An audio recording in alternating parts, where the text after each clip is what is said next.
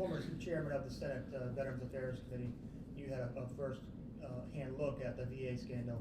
How, one of your opponents mentioned there was more of a limited, isolated problem. How bad is it, and where are we now in terms of solving It's this? about a 2-hour discussion.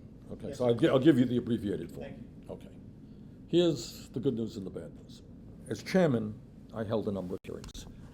And we would have in front of us the American Legion, the VFW, the DAV, the Vietnam Vets, and other veterans organizations. We had veterans organizations representing almost all the veterans in this country. And I asked them, it's on tape, tell me about the quality of VA healthcare. When a veteran gets into the VA, do they believe the care is good? Excellent, excellent, very, very good, very good, very good. Okay, that's what they thought. And they want that. That's right, they want it. Okay, in fact, so if you go here to White River, and we share White River, you talk to the guys that go down. I think they'll say, look, it's not perfect. I'm not suggesting it is, but people feel pretty good about it. They like the staff. Many of the staff are themselves veterans or relatives of veterans. They feel comfortable. It's their place. They feel pretty good about it.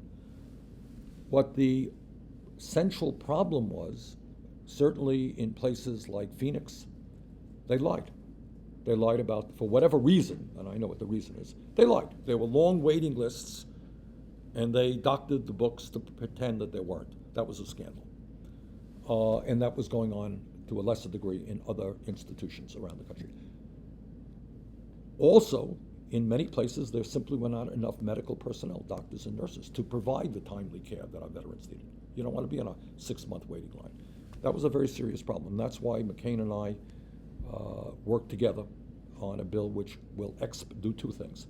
Expedites the amount of time it takes to get into a VA facilities, and if you're 40 miles away or more, and by the way, we gave a special exemption here to New Hampshire. I worked with Sheen on that. You can go to a private physician, okay? Those were the changes, essential changes. So, bottom line, yes, there are problems. But here's the other point I want to make. There are 131 VA facilities, like White River, okay, medical centers. There are 900 community-based outreach clinics. We have many in the state of Vermont, okay? What the media does is, today, every one of those hospitals has a problem. So does Dartmouth.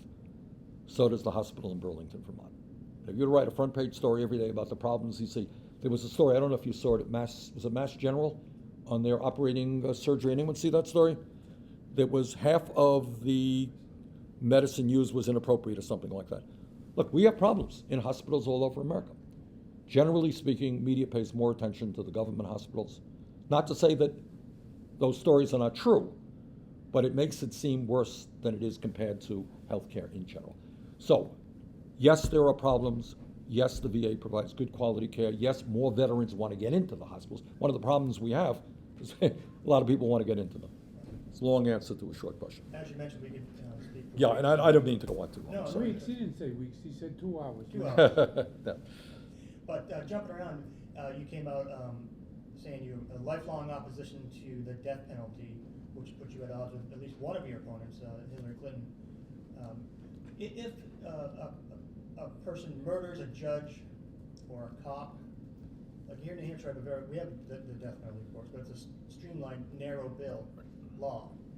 Shouldn't they be? The answer is no. And look, not every day, God knows we have seen horrific crimes in this country, whether it's murdering of police officers or a lunatic walking into a church in South Carolina and shooting 9 people, or what we saw in Oregon. We see this all the time. These are terrible, terrible crimes.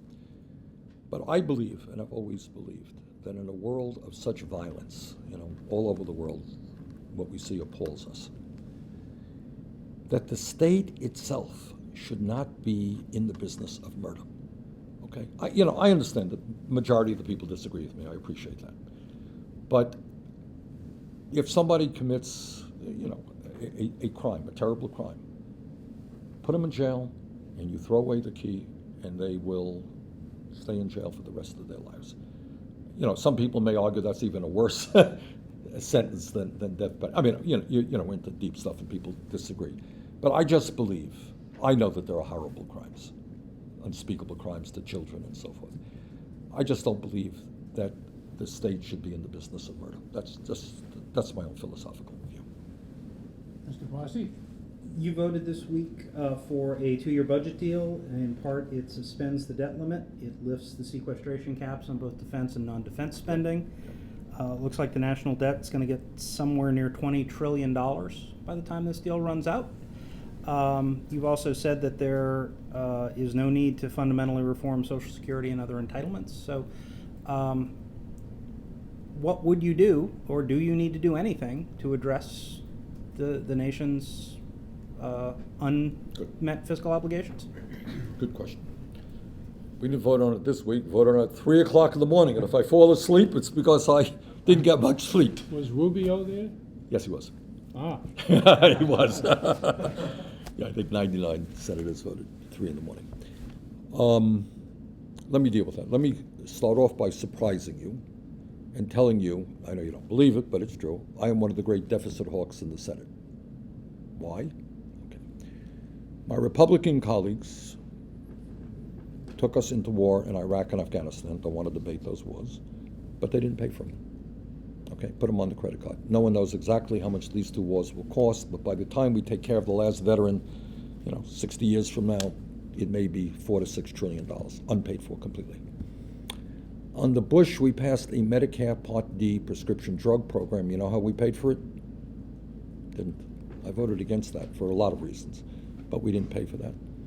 Under Bush, we gave a lot of tax breaks to wealthy people and large corporations, which ran up the deficit. I voted against those. So I say in seriousness, and I say that to my Republican counterparts on the Budget Committee, of which I sit, you're looking at a major deficit hawk, because I voted against the war in Iraq and so forth. Okay, but you've asked the question, you say we have a large debt. Is that a serious issue? It is. How do we address it? We address it in a couple of ways. I think for a start, by number one, by real tax reform, which in a nation of massive income and wealth inequality and of huge loopholes for large corporations and the rich, demands that the wealthy and large corporations start paying their fair share of taxes. Number two, we create a nation where there is strong economic growth that goes to the middle class, not as is currently the case, where 58% of all new income today is going to the top 1%. If you create millions of jobs, if you have people out there working, paying taxes, that's the best way to deal with the deficit and with the national debt. I think you take a hard look at all agencies of government to make sure that we can run them more efficiently. I think one area that I find interesting, I shouldn't be categorical about this because that wouldn't be true. Some Republicans are willing to take a hard look at the defense budget, which is the largest, as you know, agency of government, $600 billion a year. Massive cost overruns, a lot of fraud going on there. So we cannot exclude looking at defense if you're trying to save money. Now you asked me about Social Security. Let me say a word about Social Security. If somebody would get up, as they do here, some of my Republican colleagues get up here and say Social Security is going broke. Incorrect. It's not true. Social Security Trust Fund has a $2.8 trillion surplus, can pay out every benefit owed to every eligible American for the next 19 years. Where's that money? Where's that money? It's in a lockbox. Well, I wouldn't call it a lockbox, but it is, no one doubts that it is going to, it's tied to the faith and credit of the United States. It is the same box that pays out debt to China or to Japan or to you if you have a treasury bond. So it's empty. What? So it's empty. No, that's, no. If the Republicans had won last night, if the majority had Republicans, then it might have been empty because we would have lost the faith and credit of America. Let's deal with this issue, okay? Yeah. Social Security is obliged to pay out by law the benefits that it owes to the American people. That's And the fair. money that comes in goes to Social Security. But if somebody argues, oh, these are just IOUs, what do you think the entire debt is? The money we owe China, what is that? Do you think China thinks, oh, jolly, America's not going to pay that debt? Where we get into scary territory is when some of my Republican friends think, oh, well, maybe we won't start paying off our debt. And that's why it was important to extend the debt limit. So I believe, yes, that Social Security has paid out every benefit owed to every American for the last 75 years. You know what? That's a pretty good record. And I believe it will do that for the next 19 years, and that's why we have to extend it. How do we extend it? Okay? Right now, if person X is making $5 million a year, person B is making $118,500 a year, they both contribute the same amount into Social Security. If you lift the cap starting at $250,000, not at $118,000, $250,000, and you say to somebody making $1 million, you're going to pay the same 6.2% as somebody making $50,000, which is legislation I have introduced. Social Security will be solvent until 2065, and we can expand benefits as well. That's what I believe we should do.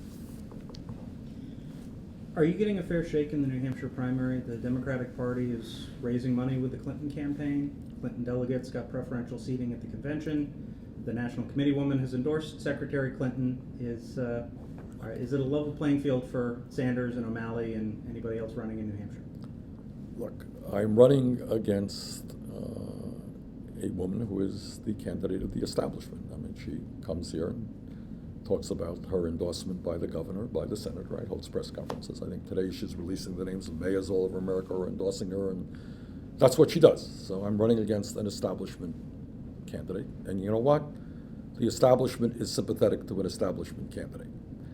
But I think, everything being equal, we're doing fine. What we are doing, I think we stand a good chance to win here in New Hampshire. And we're doing it not through the establishment. We are doing it through this weekend. I think, what do we have, Mike? Meeting tonight and two tomorrow? Yeah. And we'll bring out several thousand people, I expect, to those meetings combined. We have had huge turnouts here in New Hampshire, and that's the way we're doing it. No one is stopping me, so I don't feel any, I think we're getting the opportunity to make our case. We're running aggressively here in New Hampshire, and I think we stand a good chance to win it. Senator, you mentioned a lot of points about the debt and the deficit and addressing it. And you also said that college should be publicly paid for. Yes. Do you understand the rate of inflation in college costs versus the rest of the world? Yeah. And how would you deal with that so that they're just not continuing? That's a very good question. And we have That's all we ask here at the Union Leader. It's very good. Brilliant, Thank insightful you. questions. Okay. Getting this? Sanders, Union Leader, only asked insightful, brilliant questions. Nonetheless, your point is right. Higher education inflation is rising much faster than general inflation. And we have got to work to stop that. It certainly is not my intention to see colleges get public money and then just keep going along. There are a variety of ways that we can do that. And I can't tell you all of them right now, but you put your finger on a real issue. I can tell you from personal experience and from what I hear is that many colleges are hiring a lot more administrators, perhaps, than they need. There seems to be a run on vice presidents of this and vice presidents of that at, very high salaries. Very nice gymnasiums and all kinds of. And dormitories, and that's right. Our legislation specifically will not pay for football stadiums and for that type of stuff. It is geared toward the educational component of education. You've asked a good question. I can't give you all of the answers, but obviously it is an issue that has to be dealt with. I would say that, our goal must be to provide resources so the kids get an education, not necessarily a hotel suite dormitory room. We're not going to pay for that either. Second insightful, brilliant question. All right. You and McCain, why can't you get the cost overruns in the military under some kind of control? I'll tell you a story. A few years ago, we did a study to look at waste in the military. And what we found, one of the things that we found, was that the DOD had billions of dollars in spare parts which they were never going to use. Some of that goes back to city, they give it back to cities and towns, but just huge amounts, and as you indicate, just huge overruns. The story that I will tell you is that I sat down with a guy from the DOD, and this is what he said. He said, look, there was a time when we had huge amounts of money and people weren't looking. So a contractor comes in and says we can do this thing for $2 billion, and ends up costing $4 billion. What's the problem? We have the money. Sure, that's a culture that has to be broken, but it's been going on since You're the right. Truman investigation. You're right. And in fairness to John McCain, I mean, it's tough. John is serious about the issue, as I am. Senator, some breaking news today about the White House tomorrow is going to be announcing special forces being deployed to Syria. What do you think of this? And along the similar lines, under what circumstance would you support sending ground troops into the Middle East to fight terrorism? I don't have all, I'm familiar with what you're saying. I don't have all the details on it yet. The situation in Syria, Iraq, and Afghanistan is horrendous. It is enormously complicated. Anyone who tells you they have a magical answer is just not telling you the truth. I think, and I know the president is criticized every day, I think he is trying to thread a needle in very, very complicated and difficult circumstances. And I'm broadly supportive of what he is trying to do. Here's what I don't want. I voted against the war in Iraq. And if you go to my website or go to YouTube, listen to what I said back in 2002 when I was in the House. And it gives me no pleasure to tell you that much of what I predicted might happen in terms of the destabilization of the region turned out to be true. What you want to do right now is, I believe, you do not want to get American ground troops involved in a never-ending war in the Middle East. We can get, it would be so easy to get sucked in, to send our troops in, they get killed, we send more troops, and you're off and running into perpetual warfare, and I will do my best to resist that. So what I think, to answer your question, is the United States, what the president is trying to do is send a small number of people, essentially, with some exceptions which they don't talk about publicly, to train, and this is not easy and is very difficult, those forces who are prepared to effectively fight ISIS. Not so easy, and also Assad. And where, as you know, this becomes complicated because you give weaponry to one group and the next day ISIS has that. So how do you trust and train people who you know who will be with you in a very fluid situation? So, number one, I think you need to work in coalition. And again, the president is trying to do that. They're trying, if you can believe it, I think today in Vienna, I think, John Kerry is sitting down with Saudi Arabia and Iran in the same bloody room. Sunnis and Shiites. Right. That ain't easy stuff. But that is what you got to do. You got to bring, do we like Iran? No. Do we particularly like Saudi Arabia? No. They are the players in the region. Russia is a player in the region now. This is not easy stuff, and I'm not here telling you that I have a magical solution. But this is what I will also tell you, though. I think that the countries in the region, who in fact most threatened by ISIS, they've got to step up to the plate. Saudi Arabia has the third largest military in the world, military budget in the world. Do you know that? Nobody knows that. Do you know that? Yeah, we supply a lot of it too. Of course, that's right. Defense contractors make a few bucks doing that. Okay. And these guys are going to get their hands dirty. And it cannot be, and the other thing is, it cannot, we have developed this mentality, oh, there's a problem in the world, there's the taxpayers of the United States and the young men and women in the United States Armed Forces. Give them a ring, they'll be there. Gee, I thought France had a military, I thought the UK had a military, I thought Germany has a military, I thought other countries have military. It has got to be done in coalition, including the Arab nations themselves. Senator, it's Yeah. been almost 2 years since the governor of your state spent about half an hour of his state address talking about heroin. What's the federal government's role in stemming what our governor here also calls It's a medicare? try. We I live talked with to- it every day. Well, right here in this city, we're seeing, how many deaths this year? It's fantastic. It's unbelievable. It's over 100. Unbelievable. And it's, I don't know, comparatively speaking, how Vermont compares to New Hampshire, but it's terrible in Vermont as well. Let me answer it in a couple of ways, dealing with opiates. I think we've got to work with the medical community to make sure that they are not putting more opiates than necessary. If you're in terrible pain, you want something to help you. But I think it's also fair to say that a lot of doctors are overprescribing. You got this medicine lying around, people are using it, getting addicted to it, and we're off and running. Second of all, I think we have to appreciate, and I know, I think New Hampshire does, and I know Vermont does, that if you get addicted, we're dealing with an illness.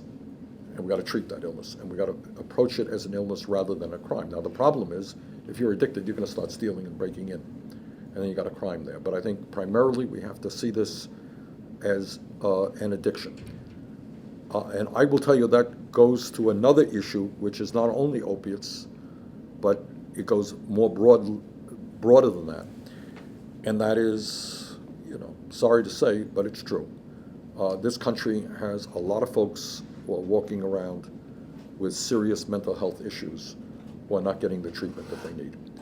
So I think if the word gets out that if you are addicted, there is a door that you can walk into tomorrow, regardless of your income, whether you have insurance or whether you don't have insurance, and you're going to get treatment in a qualified way. And different ways to approach it. I was here in Manchester. You have a group that does primarily peer people who have themselves had addictions are working with others. There are different ways to approach it, depending on the people. But we need to invest a lot more in that type of treatment than we are.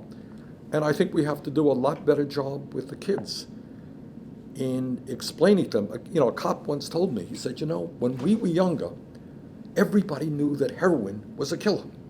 You get stuck on heroin, one of two things, you end up in jail or you're going to die. That's it. Many kids don't know that today.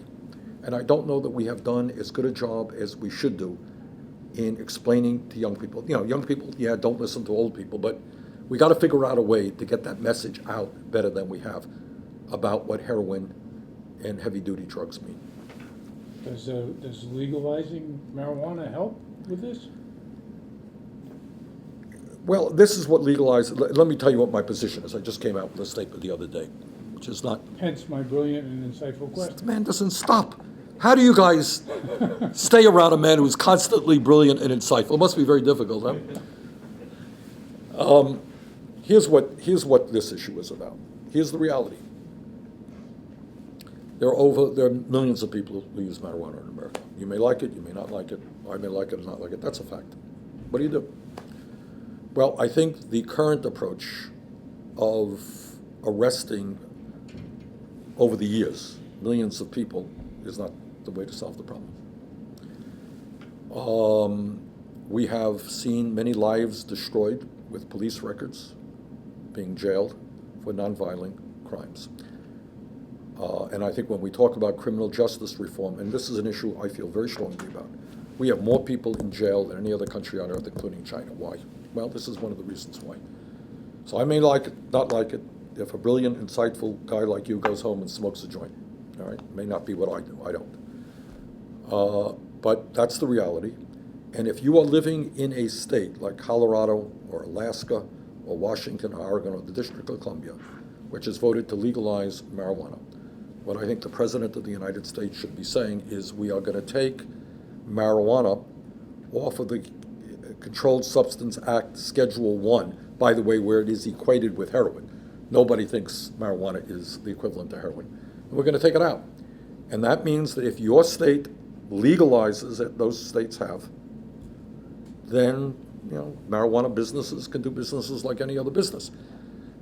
I am not proposing the national legalization of marijuana. That's not my view. But if states choose to go forward, they should be allowed to go forward without legal impositions on the part of the federal government. What Obama is doing now is kind of looking the other way, but they can't engage in banking. That's all that I'm saying. Now, well, the question is the unintended consequences and the gateway drug right. use. There is that argument, and there are people who make that argument strongly. They say, well, people go from marijuana to cocaine to heroin. There are a lot of people in the scientific community who reject that. Although science also says that the grade of marijuana that is prevalent these days is much stronger than when you and I were on the kibbutz. Which is another issue, by the way, is that it's not only the grade and the strength of it, and I don't claim to be an expert on it, but if you're buying it off the streets, it could be really bad stuff, Mm-hmm. And legalizing it and buying it in a store, where the state, by the way, Colorado will make over $50 million in tax money this year in marijuana. So, it is a reality. I think we should probably look at it primarily the way we looked at prohibition of alcohol, which was not a great success. People saw what alcohol was doing to people. They said, let's ban alcohol. It didn't quite work out that way. Yeah. If we're leaving that to the state, should we decouple highway fund aid from the drinking age?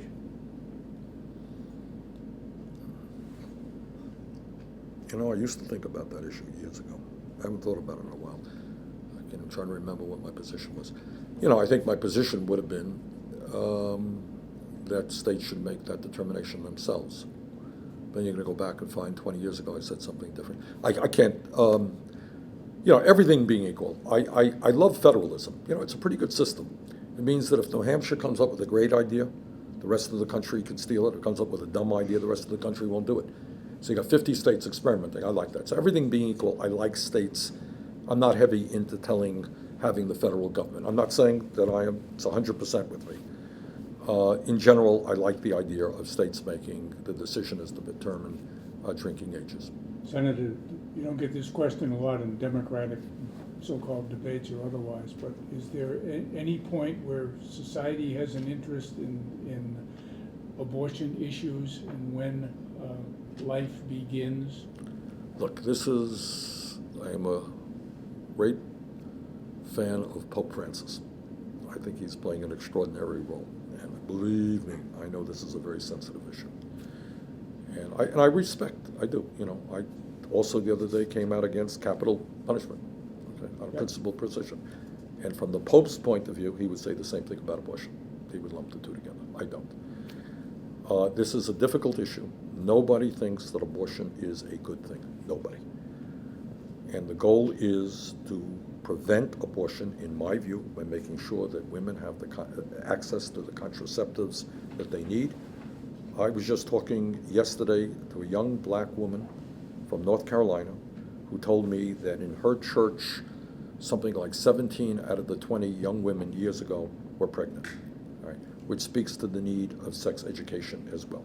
So to answer your question, this is a very sensitive issue, and I respect the people's point of view. In my view, this is a decision that the woman herself has got to make. That's all, and I understand the other side of it. You referenced Bush and Medicare Part D. Yes. And there were reasons why you voted against it. Yes. A, were you surprised that they did it? And B, what were your reasons? They did it for political reasons. I had been talking for years, and others, I don't mean only me, that you have a crisis, that seniors could not afford their drugs. We had to do something. And we created enough, I think, interest in that issue that for political reasons, Bush came forward with his proposal. It was good politics.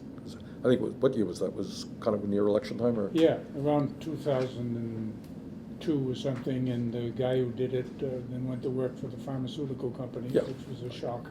Yeah, great shock. So the reason that I voted against it was that it was written by the drug companies and it was written by the insurance companies, and there were major gaps in that legislation. Perhaps the most prominent one being the ability of Medicare to negotiate drug prices with the pharmaceutical industry. We pay the highest prices in the world for prescription drugs because tomorrow it is perfectly legal for a drug company to double the price of your medicine. No impediment, no law stops them from doing that. So that was a major reason that I voted against that. Okay. We've been talking a lot about some great issues here, which I know you love, but I won't talk about your hair. But Secretary Clinton, do you feel that she's co-opting some of your positions on the trade? I wouldn't use the word co-opt. I would say that on a number of issues that I have been strongly involved in for many, many years, in recent months, Secretary Clinton has come on board those positions. I have been opposed, I don't know what you guys think about it, I have been opposed to our trade policies from the first day that I was elected to Congress back in 1991. Voted against NAFTA, CAFTA, PNTR with China. And I think the results of those trade policies were to allow companies to shut down in America, move to China, pay people low wages and bring their products back into America. And the working class of this country has suffered very significantly, in my view, with the loss of millions of jobs. TPP is a continuation of those policies. So for me, this was kind of a no-brainer. And I was, at the very beginning, in opposition for a lot of reasons, but I was. That last month, or whenever it was, Secretary Clinton decided to finally come out against it. That's good. Do I think I had something to do with that? Perhaps. I believe, and again, I don't know where you guys are coming from on this, that climate change is a huge threat to this planet. I believe it is real. The scientific community is virtually unanimous, understanding that it is caused by carbon emissions and human activity, and we're already seeing devastating problems around the world. So to me, when I looked at the Keystone Pipeline,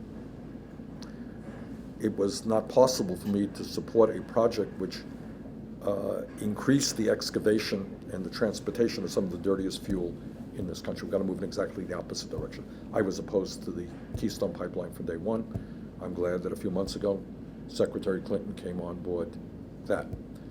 A couple of months ago, I announced that I thought it was a bad idea for corporations to be running prisons in this country. I'm glad that Secretary Clinton recently came on board that idea as well.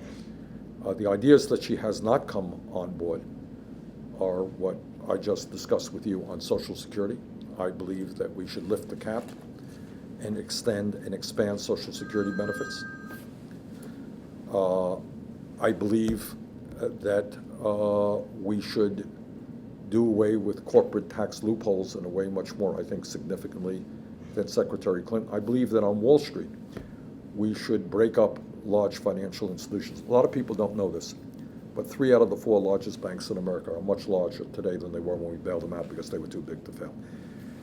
The 6 largest banks issue 2/3 of the credit cards in America and about 35% of the mortgages. What do you think Teddy Roosevelt would do if he were here today? Oh, Teddy was a progressive trust buster. He went right off the Republican reservation on those issues. Right. He was a trust buster. Which is how the leader of the Union Leader got started. I didn't know that. Yeah, I'll tell you on the way out. I don't want to bore these guys. All right, but anyhow, my view, which is not Hillary Clinton's view, is that we should reestablish Glass-Steagall and we should break up the large financial institutions for a more competitive economy. But bottom line is the major difference I have with Hillary Clinton is I am not an establishment politician. I believe we need a political revolution. I need the American people who've got to stand up to a billionaire class, which today has tremendous influence over our economy and our political system.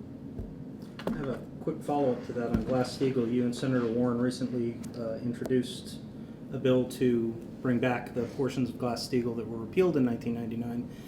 President Obama and Senator Warren have each said that it probably wouldn't have stopped the crisis. Bear Stearns, Lehman Brothers, Merrill Lynch, AIG, Fannie Mae, Freddie Mac, none of them would have been covered by the Glass-Steagall provisions, so what's the point? No, I don't agree with that. And I'm not sure what Elizabeth Warren said. Doesn't sound like what I've heard her say. I believe if the essential question is, was the totality of financial deregulation, including the elimination, doing away with Glass-Steagall, did that contribute to the financial collapse of 2007, 2008? In my view, absolutely and positively. That's my view.